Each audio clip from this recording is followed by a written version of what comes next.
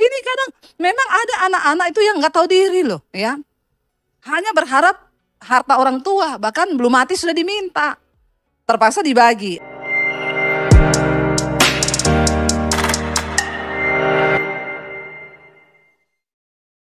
Kami sungguh bersyukur Tuhan atas setiap anugerah-Mu di hidup kami. Bahkan kami ada hari ini semua karena anugerah Tuhan. Tidak ada satupun di hidup kami yang kami dapat bukan karena anugerah-Mu Bapa. Karena itu kami datang hari ini. Biarlah Engkau puaskan kami dengan firman-Mu, tegur kami lewat firman-Mu, nasihati kami, perbaiki kami lewat firman-Mu Tuhan. Berbicara bagi kami, urapi hamba-Mu yang tidak ada apa-apanya. Pengurapan Roh Kudus kami butuhkan di dalam hidup kami, agar iman kami semakin kuat dan teguh di dalam Tuhan. Kami buka hati bagi firman-Mu di dalam nama Yesus. Yang percaya diberkati katakan bersama amin. Tepuk tangan buat Tuhan Yesus, saudara. Silakan duduk, Bapak Ibu yang terkasih. Shalom. Apa kabarnya hari ini? Luar biasa, karena kita punya Tuhan yang luar biasa. Iya, baik saudara, kita buka bersama langsung Injil Lukas pasal yang ke-15 ya. Injil Lukas 15 mulai ayat yang ke-11. Judulnya perumpamaan tentang anak yang hilang. Saya percaya cerita ini kita semua sudah hafal di luar kepala. Coba saya mau tanya, saudara tahu nggak cerita ini? Apa yang ada di benak saudara tentang cerita ini? Yang pertama, harta. Perebutan harta. Ya, ada yang lain tentang apa di sini? Anak hilang. Ya, memang itu judulnya. Anak hilang ya. Apalagi maksudnya yang saudara tahu ya. Saudara, ternyata ketika kita membaca Alkitab itu banyak hal yang bisa Tuhan singkapkan. Yang selama ini ternyata saya itu salah ya berpikir ayat ini hanya tentang ini. Saya pun ketika membaca lagi ini, ada banyak pemahaman dan pewahyuan yang baru yang Tuhan berikan ya. Walaupun khotbah itu sudah kita khotbahkan, kadang ya Tuhan bukakan sesuatu yang baru ya di hari-hari yang lain sesuai dengan apa yang dibutuhkan oleh jemaat. Ayat yang ke-11, Injil Lukas 15 ayat 11 berkata begini, kita baca bersama 1, 2, 3. Yesus berkata lagi, ada seorang mempunyai 2 anak laki-laki. 12, kata yang bungsu kepada ayahnya, Bapa, berikanlah kepadaku bagian harta milik kita yang menjadi hakku. Lalu ayahnya membagi-bagikan harta kekayaan itu di antara mereka. Saudara, kira-kira kita punya anak, kita masih hidup, anak kita datang dan ngomong, "Pak, saya mau minta harta bagianku. Toh juga pasti papa mati. Daripada saya tunggu papa mati, sekarang aja dikasih." Yang namanya warisan itu harusnya kan diberi setelah orang tuanya meninggal. Tapi ini anak saudara ya sangat ya memang gila harta. Ada orang-orang gila harta saudara, tapi di sini tidak ada. Amin. Insya Allah. Karena nggak ada yang ngaku ya. Saudara, jadi papanya masih hidup, dia minta harta. Ya Pak, kasih dong harta milikku yang harusnya menjadi bagianku. Kalau saudara jadi bapaknya anak ini, saudara bagaimana reaksinya? Bapak-bapak tolong yang ada di sini. Bapak masih hidup, anaknya datang minta harta. Bapak apain tuh anak? Ayo jawab. Yang jawabannya benar saya kasih sepeda loh. Apa Pak? Anaknya diapain? Berarti bapak-bapak di sini baik semua ya, diam aja ya. Kalau kita sebagai orang tua tentunya paling tidaklah kita nih sedih ya. Kok anakku ini saya belum mati, dia sudah minta harta. Bukan cuma itu saudara. Karena dia minta ya bapaknya ini baik. Anaknya minta harta, diam aja. Nih semua kan bapak-bapak diam, gak ada yang marah dari tadi. Cuma diam aja, saya tanya juga diam, berarti setuju. Ya, karena anaknya yang bungsu minta, ya terpaksa bapaknya bagi. Berdua dapat, ya. Memang hidup ini serba susah, saudara. Orang tua miskin, anak ribut, ya. Orang tua kaya juga, anak ribut. Ya, ada ibu-ibu konseling sama saya, Bu, saya tuh bingung, Bu. Saya ini kan mau bagi harta saya udah tua. Saya takutnya kalau saya mati, saya belum bagi, mereka berantem. Ya, lalu saya kumpulin lah, baru hari pertama kumpul, udah berantem hebat. Saya baru bilang, kamu dapat ini, kamu ini. Ribut, Bu, nggak terima. Ya, itu udah ribut. Jadi ya sudah, saya bubarin dulu, nggak usah dulu deh, kita sampai tenang. Orang tua juga bingung loh. Ya, saya bilang sama ibu itu, kalau saya jadi ibu, anak saya begitu, ya, saya bilang dasar anak nggak tahu diri, nggak kerja, cuma mau terima, masih protes. Pulang sana semua, nggak ada dapat apa-apa. Tak sumbangkan ke panti asuhan atau ke sekolah misi DBTV. Nggak usah tepuk tangan, Red. Ya, ini kadang memang ada anak-anak itu yang nggak tahu diri loh, ya. Hanya berharap harta orang tua, bahkan belum mati sudah diminta. Terpaksa dibagi. Ayat 13 berkata begini. Beberapa hari kemudian dia udah dapat harta kan. Anak bungsu itu menjual semua bagiannya. Lalu dia pergi ke negeri yang jauh. Di sana ia hidup memboroskan harta miliknya itu dengan hidup berfoya-foya. Ya, ini banyak anak-anak muda sekarang ini begini. Pokoknya mereka itu berfoya-foya, menghabiskan uang, ya, apalagi dengan adanya media sosial sekarang. Banyak orang itu pura-pura kaya. Lebih susah pura-pura kurus daripada pura-pura kaya. Jadi tidak usah pura-pura. Kalau pura-pura kurus itu kita di foto cuma tahan napas. Fotonya agak atas, sudah di-upload kelihatan kurus. Tapi habis itu 5 menit nggak tahan tuh tahan napasnya, habis itu gendut lagi. Tapi kalau pura-pura kaya, saudara ya, lihat orang pakai bermerek, kita juga pakai. Nggak masalah kalau memang kau bisa. Itu uang halal dan kau tidak utang, amin. Jangan sampai kau utang, apalagi pinjol. Aduh ya, innalillahi wa inna ilaihi rajiun. Benar saudara, jangan, hidup ini apa adanya saja. Ya nggak dilarang kalau kau memang cukup, beli aja. Tapi jangan sampai yang bikin berdosa hasil utangan, apalagi hasil nipu orang. Ya, mau pura-pura kaya akhirnya terjebak sendiri. Capek hidup ini. Ingat, hukum fisika berkata tekanan berbanding lurus dengan gaya. Makin banyak gayamu, makin banyak. Bilang kanan kiri, jangan banyak gaya. Dia pergi jual, saudara. Dan dikatakan dia berfoya-foya, dia habiskan semua uang itu. Ayat 14, setelah dihabiskannya semuanya, timbullah bencana kelaparan di negeri itu. Dan ia pun mulai melarat. Bukan miskin. Ini di bawahnya miskin. Melarat. Larat, rat-rat. Orang kalau sudah melarat itu di bawahnya miskin. Ya, makan aja susah, saudara. Dia tidak tahu ternyata keadaan ini bisa berubah. Tiba-tiba terjadi bahaya bencana kelaparan. Dunia ini berubah. Makanya kalau saudara punya uang, ya, ayo rajin harus pintar bisa mengelola keuangan. Ya, yang pertama tentunya menabur. Amin. Nggak ada yang amin disuruh menabur. Biasa aja mukanya. Baru dengar kata menabur sudah. Ya, kunci untuk Anda menuai adalah menabur, ya. Saudara, ini anak nggak pinter mengelola keuangan, ya. Di masa muda dia dapat harta yang dia nggak cari. Memang banyak sekarang anak-anak itu karena hidupnya sudah terlalu enak, mereka nggak ngerti kerja, nggak ngerti cari duit itu susah. Cari duit susah apa nggak? Ya, kalau ada yang bilang gampang, cari duit itu susah loh. Nggak usah jauh-jauh. Coba saudara jalan dari ruangan ini ke sana ke depan, cari duit, dapat nggak? Ya, lihat di jalan ini ada duit nggak ya? Susah cari duit itu. Suami, uangmu dicari istri aja susah, iya nggak? Ibu-ibu yang suka cari duit di rumah, ya, di lipatan-lipatan kantong suami, ya, saudara, cari uang itu susah. Makanya kita harus ajar anak-anak kita itu supaya belajar menghormati dan menghargai uang. Ini anak nggak pernah diajar, makanya begitu dapat sekian langsung habis sekian, dibelanjakan semua. Nggak ngerti akan ada bencana, kelaparan dan lain sebagainya. Kita bersyukur hari ini Indonesia dijagai Tuhan. Amin. Tidak ada bencana kelaparan.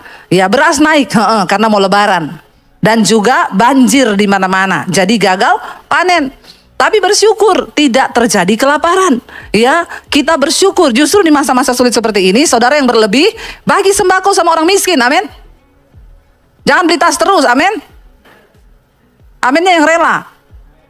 Bagi sekali-sekali, nggak usah beli LV. Ya. Dia punya cadangan buat LV, beli buat sembako, bagi sama orang miskin. Aminnya terpaksa. Itu baru hidupmu itu jadi berkat, saudara. Ya, dikatakan di sana tiba-tiba datang bencana kelaparan dan dia menjadi melarat karena tidak punya persiapan apa-apa. Ya, makanya orang tua bekali anak-anak kita sebab harta itu tidak menjadi jaminan kebahagiaan. Lalu anak ini, saudara, melarat. Ayat 15, saat dia sudah melarat, baru dikatakan begini ayat 15. Lalu ia pergi dan bekerja pada seorang majikan di negeri itu. Orang itu menyuruhnya ke ladang untuk apa? Menjaga babinya. Setelah melarat, baru pikir cari kerja. Ya, jangan sampai seperti itu anak muda sekarang. Tuhan itu beri kau banyak potensi dalam dirimu. Kembangkan itu. Ya, jangan mager hari-hari ini lihat handphone terus setengah hari, habiskan waktu lihat handphone nih anak-anak sekarang nih. Ya, nggak mikir masa depan. Kembangkan dirimu, banyak hal dalam dirimu yang bisa digali. Ya, jangan cuma main handphone, habiskan waktu, sudah melarat baru pengen cari kerjaan. Dari sekarang mulai mikir. Tapi anak-anak sekarang itu ya baru lulus SMP, SMA, udah party-party, mabok-mabok, baru lulus SMA ini. Dia belum buka mata melihat kehidupan ini. Ya, kau juga jangan sibuk pacaran anak muda, masih SMP udah ganti-ganti pacar, SMA, ya. Makan tuh cinta. Dek, ternyata cinta tidak seindah yang kau bayangkan, Dek. Kau pikir setelah nikah makan cinta kenyang? Anggaplah ini makmu yang lagi marah-marahin kau. Ya, karena makmu di rumah gak bisa marah-marahin kau. Saya yang marahin. Buka mata lebar-lebar, pakai otak dan logika kita yang sudah diberi Tuhan. Berpikir untuk masa depanmu. Kita belajar dari anak ini. Dikasih harta, bukannya investasi kayak beli ruko kayak atau apa kayak, malah dihabiskan berfoya-foya. Akhirnya bekerja jadi penjaga babi. Karena nggak punya kalian apa-apa. Bisanya cuma jaga babi. Masih untung diterima. Lalu dikatakan di sana apa saudara? Ayat 16. Ia ingin mengisi perutnya ya dengan ampas yang menjadi makanan babi itu. Saya selama ini mendengar orang khotbah anak bungsu menjual harta lalu dia makan makanan babi. Ini belum makan, belum. Dia ingin makan makanan babi, tetapi apa? Tidak seorang pun yang memberikannya kepadanya. Bayangkan loh, cuma pengen makan ampas babi. Nggak bisa, karena nggak ada yang kasih. Kasihan nggak nasibnya? Melarat memang, pengen makan makanan babi, nggak bisa. Cuma pengen makan makanan babi, tetap nggak bisa. Lalu saudara dikatakan di sana, akhirnya dia mulai menyadari saudara, ya merenung orang itu, kalau sudah ada di titik kesulitan hidup, melarat, harusnya banyak-banyak merenung. Apa yang salah ya dengan hidupku? Jangan sebaliknya iri sama orang yang sukses. Belajar dari kisah hidup orang, renungkan hidupmu, kenapa aku begini? Bertanya kepada Tuhan, apa yang salah dari diriku saudara? Ayat 17 gini, lalu ia apa? Menyadari keadaannya. Saya selama ini mendengarkan khotbah ini, di dalam benak saya selalu anak bungsu ini salah, kurang ngajar, anak yang gini-gini. Tapi ternyata di ayat ini kita lihat, di tengah pergumulan hidup yang berat, ternyata dia merenung dan dari keadaannya, sadar. Ya, sadar. Orang itu yang penting sadar aja. Dikatakan di sana, dia berkata begini saudara, katanya, betapa banyaknya orang upahan Bapakku yang berlimpah-limpah makanannya, tetapi aku di sini apa? Mati kelaparan. Dia baru ingat dari kecil dia lihat bapaknya punya banyak pegawai. Tapi pegawainya itu di rumah makan berlimpah-limpah, dikasih makan sama bapaknya. Lah aku di sini mati kelaparan karena pengen makan makanan babi saja, kalah saing sama babi. Nggak bisa. Dia babi lebih berharga dari dia. Nggak dikasih makan dia. Bayangkan saudara. Lalu dia sadar akan hal itu. Ayat 18, ini yang dia lakukan. Saudara, seburuk apapun keadaanmu, sebesar apapun kesalahanmu, hari ini sadarlah, lalu lakukan ini. Dikatakan ayat yang ke-18. Aku akan bangkit dan pergi kepada Bapakku dan berkata kepadanya, Bapa, aku telah berdosa terhadap sorga dan terhadap Bapa. Kita bisa salah saudara. Kita bisa melakukan dosa yang besar. Kita bisa salah mengambil keputusan, tapi jangan pernah engkau terpuruk dalam keadaan itu. Yang pertama sadar, yang kedua bangkit. Yang ketiga yang terpenting, temui Bapakmu, akui dosamu, dan bertobat. Amin. Dia punya niat akhirnya di hati, ternyata adalah yang terbaik aku ini bertobat, dan aku akan kembali kepada Bapakku untuk apa? Mengaku dosa.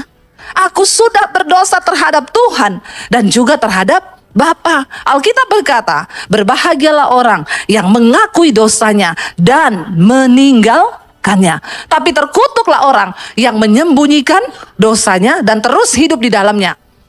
Keluarga yang sehat itu tidak luput dari kekurangan, saudara. Mungkin satu saat suamimu akan buat dosa. Mungkin satu saat istrimu akan buat dosa. Mungkin satu saat anakmu akan buat dosa. Bahkan mungkin satu saat orang tuamu akan buat dosa. Itu adalah sesuatu yang wajar terjadi.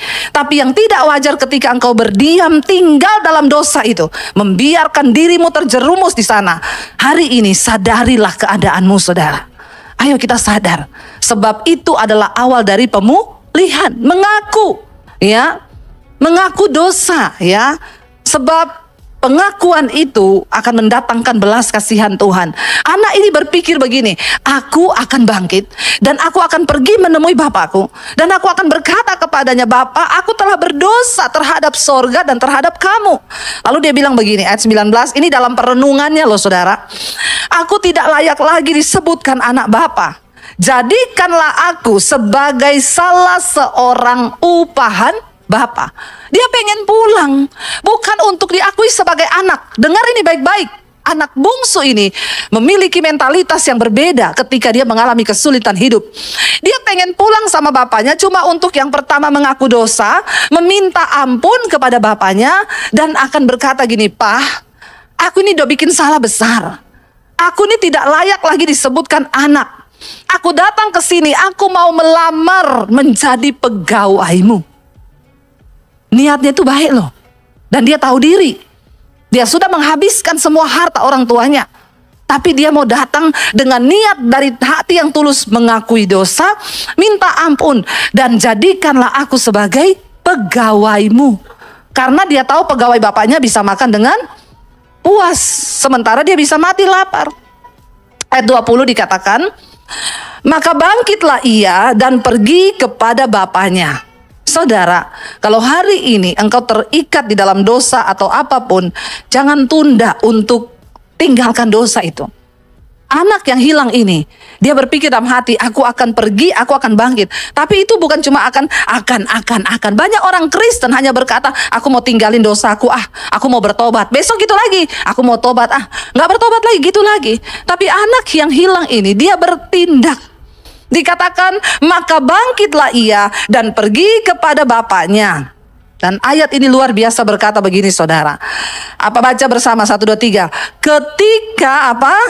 Ia masih jauh, ayahnya telah melihatnya. Pertanyaan saya, kok bisa? Dia masih jauh loh. Kok bisa bapaknya melihat dia itu? Dia kan gak telepon dulu toh, Pak, aku mau pulang ya. Dia kan gak WA dulu toh, Pak, aku nanti mau balik ya. Tolong tungguin aku. Tapi kenapa ayat ini berkata, waktu anaknya itu masih jauh, bapaknya sudah melihat dia. Saudara tahu kenapa? Karena setiap hari kerjaan bapaknya itu hanya berdiri di depan rumah dan menunggu kapan anak itu pulang. Sebuah pengharapan di hati bapaknya. Bagi dia harta itu tidak berarti, tapi hidup anaknya itulah yang berarti. Setiap hari bapak itu melihat sampai kejauhan, menunggu kapan anak ini pulang. Percayalah saudara, apapun keadaanmu hari ini, Tuhan itu tunggu engkau datang secara pribadi, datang di kakinya untuk tersungkur. Karena Tuhan selalu menunggu kapan engkau balik. Kapan engkau datang anakku, aku pengen peluk engkau dan beri kasih itu. Mungkin hari ini engkau lelah, mungkin hari ini engkau letih dan berkata, aku capek dengan hidup ini. Tuhan menunggumu datang saudara. Dengan kekuatan kita tidak akan pernah sanggup menghadapi hidup. Kita butuh Tuhan, kita butuh pelukannya. Kita perlu kasih Bapa itu di hidup kita. Dia tunggu engkau, dia setiap hari berdiri menanti anak itu datang. Karena itu Alkitab berkata, masih jauh, anak itu masih jauh. Tapi Bapa melihat, dia datang. Satu kerinduan Tuhan yang tidak dapat tergantikan dengan uang atau persembahan apapun. Yang terbaik yang bisa kita berikan kepada Tuhan adalah persembahan hidup yang kita bawa kepada Dia dan berkata, ini aku Tuhan, aku mau menyenangkan hati Bapa. Dia nggak peduli berapa yang sudah dihabiskan oleh anak itu. Tapi dia menunggu, dan menunggu. Kapan engkau datang kembali kepada dia. Jangan pergi terlalu jauh.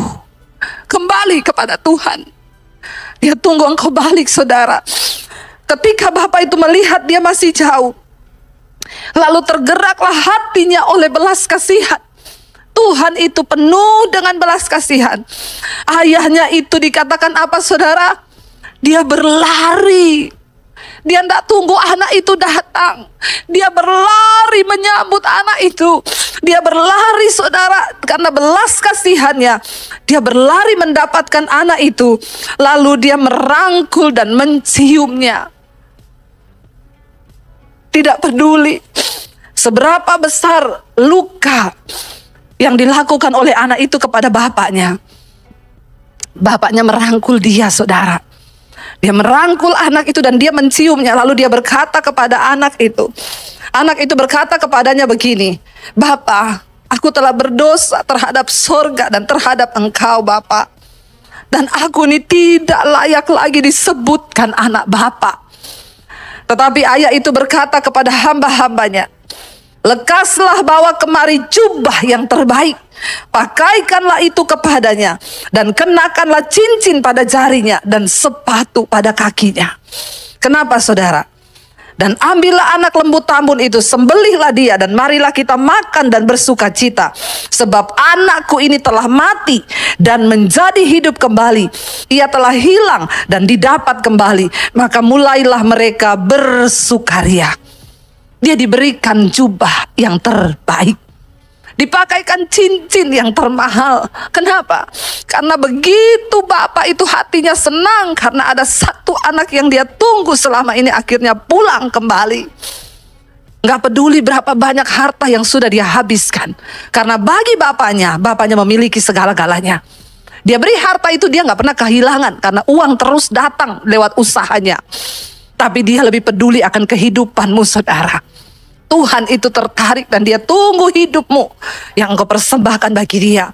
Lalu dia sembelih anak lembu tambun, mereka bersukaria. Karena bapaknya bilang, dia harusnya mati, tapi dia kembali. Itulah kasih Tuhan kepada kita. Saudara, apakah hari ini anakmu berbuat dosa dan engkau tidak bisa mengampuni? Apakah hari ini bapakmu berbuat dosa dan engkau nggak bisa mengampuni? Apakah suamimu hari ini berbuat dosa dan engkau tidak bisa mengampuni? Mari kita belajar dari Tuhan. Ini adalah sebuah perumpamaan yang Yesus berikan, saudara. Untuk orang-orang yang mau kembali sekalipun engkau terhilang. Sebesar apapun dosamu, ingat, pertobatan. Itu yang menyenangkan hati Tuhan. Akhirnya, saudara, mereka bersukaria berpesta. Karena anak yang hilang ini kembali kepada Bapa. Anak yang tadinya mati ini kembali kepada Bapa. Tetapi dikatakan di sana ayat 25. Anaknya yang sulung pulang, saudara.